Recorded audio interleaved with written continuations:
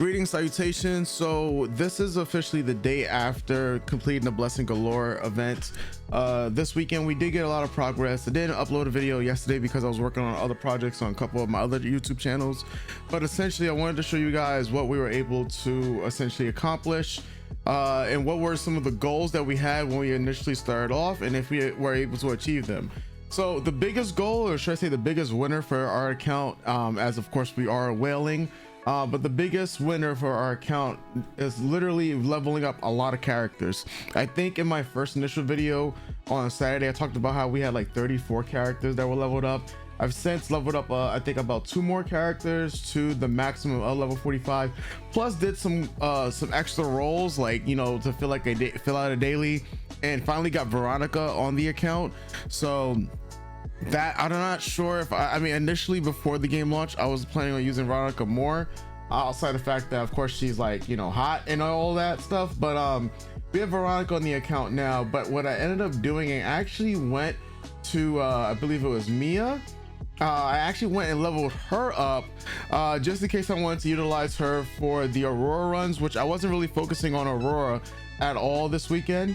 But I did figure that, you know what, this is a character I do want to have down the line in case I want to utilize her for any of our Aurora runs. Now I have seen a couple of people release videos about Doki Doki and Fu, essentially how their kits complement each other and they're able to pretty much stall out the Aurora runs for a lot of people who don't have them built up. We'll test that in the near future, especially because I think we have some of the gear that could work for them.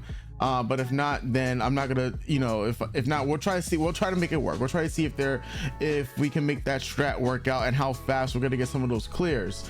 Another big thing is that as of today I finally invested into my Linguo. Funny enough, like, she was a character we pulled like multiple copies of. I believe you already got like a free copy to begin with, but through all of our pulls we got multiple copies of her. And what I actually did is get her skill 1 all the way to max so I can start utilizing her for a bit of Aurora runs, because I said like before, I wasn't really focusing on Aurora, but now that, you know, the RTA season is wrapping up and you know we just reset in for the Etheria Arena, and I figured that we're going to start focusing on Aurora, get more of that bloodbath, get momentum sets, but more particularly the bloodbath set is that's the main one we want from Aurora. I have been focusing on farming Doki Doki, and so we can get through multiple speed checks. I have my official team for Doki Doki that's able to clear. Now, as you guys can see, we have Inferno 3 stars, we have Doki Doki 3 stars, Aurora, like I said, I'm gonna start going through it. I think I did like 1 clear to test out a team, just to see what I'm able to do. Being that I didn't have really a Linguo that was leveled up or anything, or had any lattice involved invested into her. But we did get to hell for 3 stars. Right now I'm able to auto on both Teramaton and auto on Doki Doki. What I'll end up doing is showing videos of those runs, but like one particular, I believe I have all the characters still done. I'm not sure if I have all the gears on the character, but let's see. So yeah, I don't have my gear on, you know, Mio and Beyonce, but essentially this is my team that I'm currently using for clearing out Doki Doki. A lot of people will be like, whoa, Beyonce, she gets smoked, absolutely smoked by Doki Doki because of the boss mechanics and how they do an extra 200% damage to Reason Animus. And I'm like, well, they never really get a chance to touch, you know, my Beyonce, because what ends up happening is I use Mio's skill 3 to push all these characters to the back of the bus. Y'all already know. And then the second fastest character after that is Beyonce to do her skill 3, and if she dies after that, so be it, because it's 2 turns of her skill 3 that's in effect. And then also we're able to, like, you know, yeah, I'm able to pretty much one-shot kill all these characters because we have claws to put further damage so that they could take even more damage. And then we have our other control character in Kazuyu, who's able to then stun them or put them to sleep, so that we're able to follow up with Ramoka, which is using the count shell and just start cleaving and using splash damage to kill everybody. Right, that's essentially what this particular build was. In terms of our Teramaton runs, I'm gonna go ahead and show you guys over here as we go ahead to Inferno. on Terramatan. And essentially this is the team that we started using for Terramatan. As you guys can see, I gotta keep switching around gear at the moment, but we are using Lily, Shadow Sonya, we are using Holden, Valorant, and Fangus. I make sure that my Holden is the fastest character so that he goes first, and then he's able to strip the buffs. I think I have on effect accuracy all the way at 180 plus, you know, the affinity advantages and stuff like that that we get, more so the crit rate and the additional damage that's dealt, right? But yeah, I make sure he's at least 180 to at least 200 in effect accuracy, having on like a debuff build to make sure that he gets to strip Terramatan's immunity, so that way we can start landing, you know, the Shadow Sonya and Fangus dot stats on him. And typically both of runs between Terramatan and between Doki Doki are around 50 seconds to a max of like 58 seconds. So, and that's just with these two teams. Obviously I can make the gear even better so that these runs actually could probably be even faster. In all actuality, eventually we're gonna have all the characters that are going to be above the 250 to 270 speed, and then as we continue to farm Terramatan, I mean to farm Doki Doki, we're gonna get better and better speed gear, so we can always start cleaving people, especially when we're thinking about RTA, because we want our speed to start being around that 300 number, especially when you get to RTA, and a lot of characters are going to have like 300 speed. When it gets to arena mode, with stuff like what's going on, like I haven't played any platinum games, so it's like, even though we're like losing, like I said, this is something I recently learned.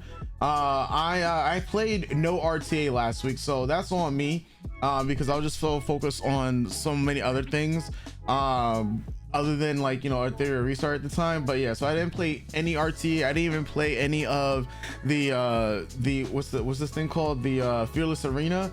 So because we haven't played any at all, we're just steadily going down in the ranks as more and more people get their ranks up and stuff like that. Obviously there's a whole event right now between content creators and other people who are at the top of the ranks, that are going to be fighting an esports thing, that they're calling the, I believe it's the EWS event. Let's see the event here, and it's called yeah, the EWS, right? And it's funny enough, I put support under the Shisijo Gotcha Smack Jameser team. I've seen, I mean, we saw Mr. Pokey in like the other match, the show match that had him versus Tectone and a couple other content creators. Lumo TV and YDCB Games are other content creators I'm not really familiar with. I'm not familiar with anybody essentially, but you know, based off of what I've seen Shisizo do beforehand, is like the main reason I put like support behind them. But who knows how well his teammates are going to do as well, and how well Gotcha Smack is going to do. I know he just recently released a video talking about him playing over like at least 200 hours in the game, which I think we are also well over that number too. But yeah, as I was mentioning before, at the arena, you know, we are still mythic. Our rank is probably like, there's 1,300 mythic players at the moment, which is a lot more than where it was at the beginning of this particular season, so that's good to know. Our formation has changed a little bit. I have Messiah on like a swift rush and momentum build, I believe it is, with the White Fang. I can't remember if it's momentum or if it's something else, but I definitely know it's probably Swift Rush Fury. Not the best set possible, but until I build better momentum gear that has speed on it, I figured that, well, if my Lily is going to be like legitimately the fastest character in the match, where the speed is sitting at between 324 to 330, then the next character I buff is always going to be our DPS. So I would like the twin trick to hit Messiah, make sure that he's faster than everybody so that he can stun everybody, or like kill everybody, more so not stun but kill everybody. And if for some reason someone is faster than us, then I can have the Linguo on Bloodbath, and the Arcazio now is kind of also on Bloodbath. At least I've been trying to farm those sets itself. I realize I'm blocking it, but yeah, like we're trying to get as many Bloodbath sets as possible to build for the defense teams and start utilizing that also in the real-time arena. So that's like kind of one of my future goals, at least you know, coming up next week. Right now, this week is gonna just be based on farming shells, and I guess I should talk about that because that's the last thing to address. What is the shell farming looking like? So obviously I have not returned to Phoebian, but I should get 3 stars in the other ones. But the biggest thing was that we got Inferno Nana. We still got the auto team for that. We finally got an auto team for Shadowflame Hillion. This week I'm focusing on getting the auto team for Sharon. I'm trying out different builds right now. Now that I believe I have a few characters, and I have to go through all of our gear at the moment to see which ones I want to throw away and which ones I want to keep. But yeah, my goal is to get 3 stars on Sharon and then start focusing on the team that we want to get for Rengokusu. Because like I said, I never focused on Sharon until this weekend. Realized that I needed to get Halloween, not Halloween, well, both Halloween and Supernova were the shells that I needed to get. I'm no longer going to be doing essentially the rolling of the substats for the shells themselves. Just right now focusing on building as many different shells as possible for all these upcoming characters that we got, especially after the season is done. That's when I'm going to start focusing on Arte a bit more. Still doing it on the side, but I do have like another tournament in Shadowverse that I also have to focus on, a couple other, you know, personal like card game, like trading card game tournaments too. So there's a lot of PvP that I'm trying to manage between multiple different games, as well as content on our other YouTube channels as well. So that's why I don't want to take like the longest to go through this, because I felt like, you know, it's like a 9-to-5 job when I was dealing with this game in the very beginning. Like I said, we're talking about sinking hours, like playing from like 12 hours a day and whatnot, and I have to have this game running in the background. And so that does get tedious when I have a lot of other things to work on too. So I couldn't completely understand why people would drop a game like this if they felt like if it's too intrusive like a job. I have to do Ethernet Rally. I honestly just forget about this event, but you know, for the purposes of getting the perfect lattice shards, I need to like focus on that. So I'll spend like the next two or 3 days to cover it. I actually only have like 2 days to do it. Ember Track, I have to, you know, go through it. And yeah, essentially that's all I wanted to discuss. You know, this video is essentially another progress update video. We have like 34 characters as of now, maybe 35 that are sitting well over that range of level 45. The next character that I'm going to get to level 50 at the moment, it's going to be well, I wasn't about to say Tsukiyomi, but I forgot I did get her up to level 50, so she's not needed to be at level 50 because she's already there. But honestly, it would be Viper.